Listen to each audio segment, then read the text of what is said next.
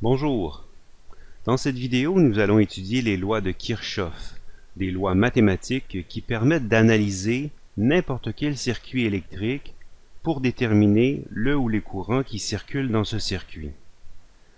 Les lois de Kirchhoff sont au nombre de deux, la loi des mailles et la loi des nœuds.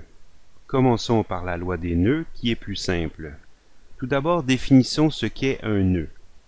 Dans un circuit, un nœud est un point où au moins trois fils se rencontrent. Par exemple, ceci n'est pas un nœud, parce qu'il n'y a que deux fils. Ceci est un nœud. Trois fils se rencontrent, on pourrait en avoir 4, 5 ou plus. Dans les circuits simples que nous avons rencontrés jusqu'à maintenant, le courant était le même partout. Nous avons d'ailleurs beaucoup insisté sur ce point. C'est vrai seulement dans des circuits simples. Dans un circuit plus complexe comme celui-ci, le courant n'est pas nécessairement le même partout. Dans cette section, nous allons comprendre comment le courant se divise dans chaque partie du circuit. On a vu que le courant ne pouvait pas s'accumuler ou disparaître à un point du circuit. Le courant I1 qui arrive au point A doit se diviser en deux courants I2 et I3, simplement à cause de la conservation de la charge ne peut pas disparaître ou s'accumuler en un point du circuit. Au point A, qui est un nœud, puisqu'on a trois fils qui se rencontrent, on peut écrire que le courant I1 se divisera en deux courants différents qui parcourront différentes parties du circuit. En général, pour chaque nœud d'un circuit, on peut écrire que la somme des courants qui entrent dans ce nœud est égale à la somme des courants qui sortent de ce nœud. C'est essentiellement la loi des nœuds de Kirchhoff qu'on écrira plutôt sous la forme suivante. Pour un nœud, la somme des courants égale à 0. Pour que cette équation soit valide, il faut assigner des signes à chaque courant. La convention est la suivante. Les courants entrants sont positifs et les courants sortants seront négatifs. Autre critère très important, le courant est le même partout dans une branche. Alors, qu'est-ce qu'une branche? Une branche est un segment de circuit entre deux nœuds ou un segment de circuit qui ne comporte aucun embranchement. Par exemple, dans ce circuit, nous avons trois branches, première branche, deuxième branche et troisième branche. Et on remarque effectivement que dans chacune de ces branches, le courant est le même partout. Voyons maintenant la deuxième loi de Kirchhoff, la loi des mailles. Tout d'abord, définissons ce qu'est une maille.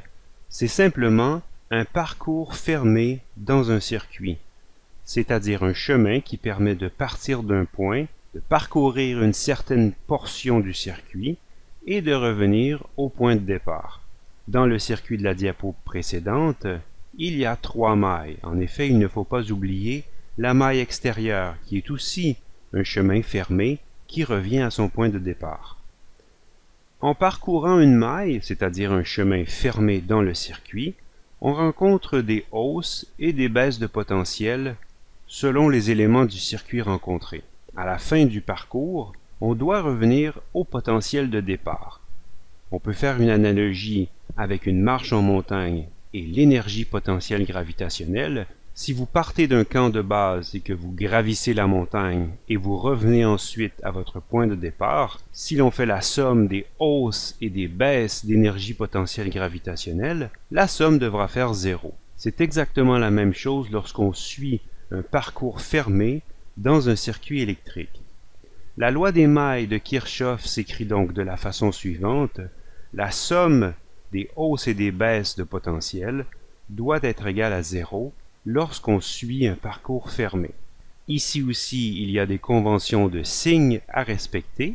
La première, lorsqu'on traverse un résisteur dans le sens du courant, on perd un certain potentiel RI, tel que donné par la loi d'Ohm. Deuxième critère de signe, lorsqu'on traverse une pile à l'envers du sens courant, c'est-à-dire du plus vers le moins, on perd un certain potentiel. Nous aurons l'occasion de revenir sur ces conventions de signes à la toute fin de cette section. Appliquons les deux lois de Kirchhoff dans un exemple simple. Le circuit suivant comporte 3 piles et 2 résistances. On veut déterminer le courant dans le circuit et la puissance dans chaque élément. D'après ce que nous venons d'apprendre à propos des mailles et des nœuds, on peut voir facilement que ce circuit comporte une seule maille et aucun nœud. On peut donc en conclure d'emblée que le courant sera le même partout. En effet, il n'y a aucun nœud dans ce circuit où le courant pourrait se diviser. Ce circuit comporte 3 piles, pas toutes orientées de la même façon. Les piles E2 et E3 sont orientées en sens contraire de la pile E1. On peut donc supposer que les piles E2 et E3 vont imposer le sens du courant à ce circuit. Pour appliquer la loi des mailles, on décide donc de parcourir ce circuit dans le même sens que le courant, c'est-à-dire en sens antihoraire. Commençons avec la pile E3. Lorsqu'on parcourt la pile E3, on aura un gain de potentiel équivalent à son électromotance. Ensuite, on rencontre le résisteur RB que l'on parcourt dans le sens du courant. Avec la convention de signe que nous venons de voir, on aura une perte de potentiel égale à R fois I. On rencontre ensuite la pile E2 que l'on parcourt dans le sens habituel, c'est-à-dire du moins vers le plus, ce qui occasionne un gain de potentiel équivalent. On rencontre ensuite le résisteur RA que l'on parcourt dans le sens du courant. Il y aura donc une perte de potentiel RI associée à cet élément. Finalement, le dernier élément, la pile E1, que l'on parcourt en sens inverse du sens habituel, c'est-à-dire de la borne positive à la borne négative, ce qui occasionne une perte de potentiel E1. En revenant à notre point de départ, la loi des mailles de Kirchhoff nous dit que la somme de tous ces potentiels doit être égale à 0. Si l'on remplace par les données du problème, on peut facilement isoler le courant, qui est la seule inconnue de cette équation, pour trouver la valeur de 2 ampères. Une note importante, et on aura l'occasion d'y revenir, si l'on avait obtenu un courant négatif, cela voudrait dire que le courant est en réalité en sens inverse que celui que nous avons assigné au départ. En effet, au début, nous avons assigné un sens du courant antihoraire, mais c'était une hypothèse qui demande à être vérifiée. Le signe positif de ce courant nous confirme que le courant est bel et bien dans le sens que l'on avait assigné au départ. Si l'on s'intéresse maintenant à la puissance générée ou dissipée par les différents éléments du circuit, on a tout d'abord la puissance générée par les piles. Souvenons-nous que l'équation de la puissance possède différentes formes. Pour calculer la puissance générée par une pile, on privilégiera cette forme de l'équation de la puissance. On peut donc simplement remplacer par les valeurs du problème pour trouver la puissance générée par la première pile, par la deuxième pile et par la troisième pile. Rappelons que le circuit ne comporte qu'une seule maille, le courant est le même partout. Pour la puissance générée par les résisteurs, on utilisera plutôt cette forme de l'équation, et en remplaçant par les valeurs du problème, on peut trouver la puissance dissipée dans la première résistance et dans la deuxième résistance. Si on fait la somme de la puissance fournie au circuit par chacune des 3 piles, on obtient la valeur de 68 watts. Or, la puissance dissipée par les résistances de ce circuit n'est seulement que de 48 watts. Il est bien certain que la puissance fournie par les piles doit être égale à la puissance dissipée par les résistances. C'est une conséquence de la conservation de l'énergie. Comment comprendre cette situation? Revenons au circuit et souvenons-nous que la pile E1 est placée en sens inverse des deux autres piles E2 et E3. Comme nous venons de le déterminer, le courant circule dans ce circuit en sens antihoraire, c'est donc dire que le courant passe à travers la pile E1 en sens inverse que le sens habituel. En effet, le courant circule dans la pile E1 de la borne positive à la borne négative. Dans ce circuit, la pile E1 est en train d'enlever de l'énergie au circuit. Si c'est une pile rechargeable, elle est en train de se faire recharger. Si ce n'est pas une pile rechargeable, elle est sans doute en train de chauffer. La comparaison des puissances générées et dissipées doit se faire de la façon suivante. Les piles E2 et E3 fournissent de l'énergie au circuit, tandis que la pile E1 en enlève. Si l'on additionne les puissances de cette façon, on obtient effectivement un accord entre les puissances des piles et les puissances des résisteurs.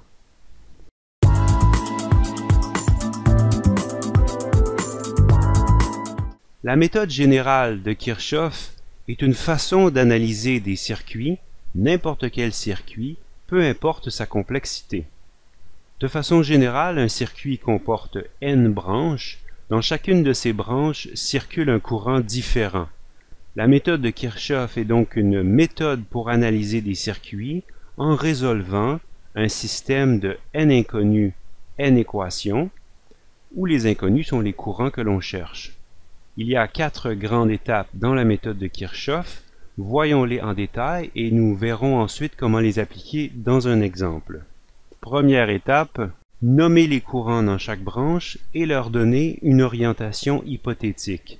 Cette étape est extrêmement importante. Il s'agit d'assigner pour chaque branche un symbole qui va déterminer le courant circulant dans cette branche. Il faut aussi assigner à chaque courant une orientation hypothétique. Deuxième étape, utiliser la première loi de Kirchhoff, la loi des nœuds, pour écrire des équations indépendantes. Nous verrons dans l'exemple qui suit que pour tout circuit comportant n nœuds, on a en réalité n-1 équations indépendantes. Nous y reviendrons dans un instant. Troisième étape, on doit analyser chacune des mailles. Pour chaque maille, il faut choisir le sens du parcours. Le sens du parcours et le sens du courant ne sont pas nécessairement les mêmes. Il est très important de le réaliser. À cette étape, on va appliquer la deuxième loi de Kirchhoff, c'est-à-dire la loi des mailles, pour écrire les autres équations nécessaires au système. Pour écrire la loi des mailles pour une maille donnée, il est important de respecter certaines conventions de signes. Lorsqu'on parcourt une résistance, pour trouver le signe associé au potentiel, il faut comparer le sens du parcours et le sens du courant. Lorsqu'on parcourt une résistance dans le même sens que le courant, on aura une perte de potentiel. Si on parcourt une résistance en sens inverse du courant, on gagne un certain potentiel. Pour déterminer les variations de potentiel associées aux piles, on s'intéresse seulement au sens du parcours. Si l'on parcourt une pile dans le sens habituel, c'est-à-dire de sa borne négative vers sa borne positive, on gagne un certain potentiel.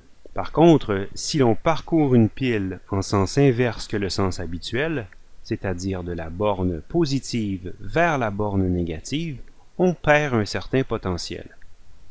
Ces conventions de signes nous permettront d'écrire les autres équations nécessaires au système d'équations. Finalement, dernière étape, qui est une étape purement algébrique, il s'agira de résoudre ce système de n équations, n inconnues. Souvenons-nous que les n inconnus sont les courants qui circulent dans chacune des branches. Appliquons la méthode générale de Kirchhoff à ce circuit composé de 2 piles, 3 résistances. On suivra une à une les étapes que nous venons de voir. Première étape, il faut bien identifier les courants. Il s'agit d'identifier un courant pour chacune des branches et ensuite d'assigner un sens hypothétique à ce courant.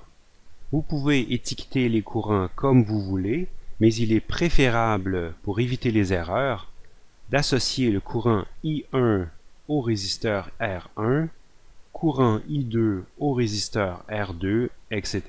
Les équations seront plus simples et les risques d'erreur seront minimisés. Deuxième étape, appliquons la loi des nœuds. On remarque que ce circuit comporte 2 nœuds, le nœud C et le nœud A. Les points B et D ne sont pas des nœuds, seulement 2 fils se connectent à ces endroits. Appliquons la loi des nœuds au nœud C avec la convention de signes que nous avons vue précédemment.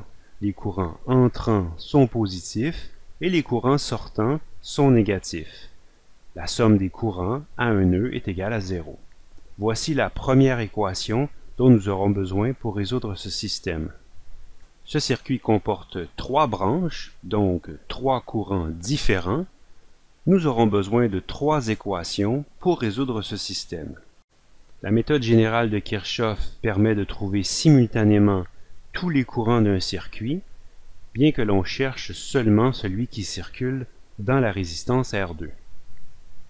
Si l'on applique la loi des nœuds au nœud A, on obtient l'équation suivante, qui est en réalité la même que l'équation précédente, multipliée par -1 de part et d'autre.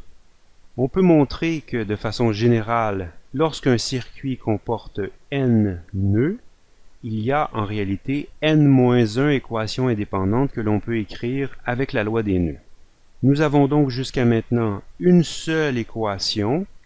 Comme on a 3 inconnus, il nous manque 2 équations. C'est donc avec la loi des mailles que nous obtiendrons les 2 équations manquantes.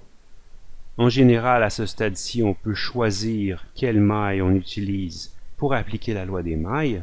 Dans ce circuit, par exemple, il y a 3 mailles. On peut choisir celle qu'on veut.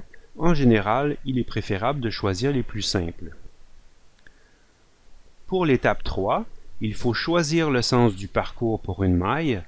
Rappelons qu'il s'agit d'un sens arbitraire, premièrement, et que ce sens n'est pas nécessairement le même que le sens du courant, deuxièmement.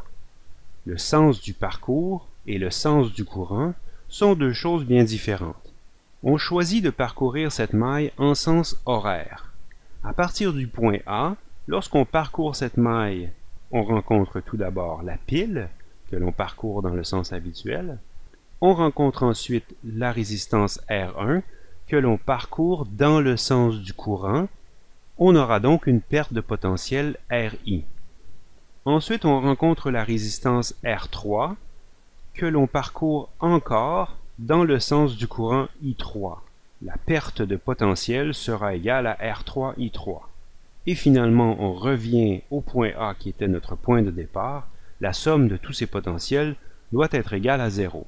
Si l'on remplace les paramètres par les données du problème, on obtient la deuxième équation de notre système d'équations. Pour la troisième équation, nous allons parcourir la maille ACDA également en sens horaire. En partant du point A, on rencontre tout d'abord la résistance R3 que l'on parcourt en sens inverse du courant. On aura donc un gain de potentiel. On parcourt ensuite la résistance R2, encore en sens inverse du courant I2.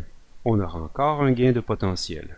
Finalement, on parcourt la pile E2 en sens inverse que le sens habituel, c'est-à-dire du plus vers le moins. On a une perte de potentiel E2. On revient à notre point de départ. La somme des potentiels doit être égale à 0. En remplaçant les paramètres connus par leur valeur, on obtient la troisième équation de notre système d'équations. On en est donc à la quatrième et dernière étape de la méthode de Kirchhoff. On a 3 équations, 3 inconnus. Les 3 inconnus sont les courants dans chacune des branches. Il ne reste plus qu'à résoudre ce système d'équations. Cette étape est purement algébrique. Ici, nous choisissons de commencer avec l'équation 2, dans laquelle nous allons isoler le courant I1, de cette façon. L'équation 3 nous permet d'isoler le courant I2, et ces 2 équations nous permettront de remplacer I1 et I2 dans l'équation numéro 1.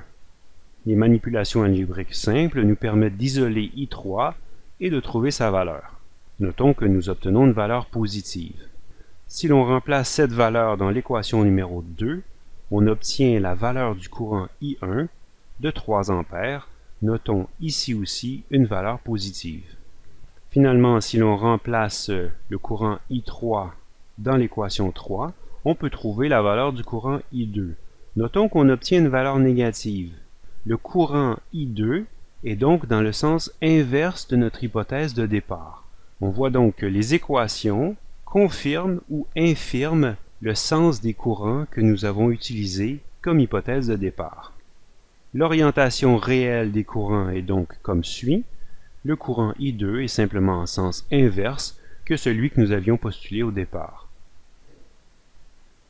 C'est ce qui conclut cette vidéo sur la méthode de Kirchhoff. Je vous remercie de votre attention. Bonne chance!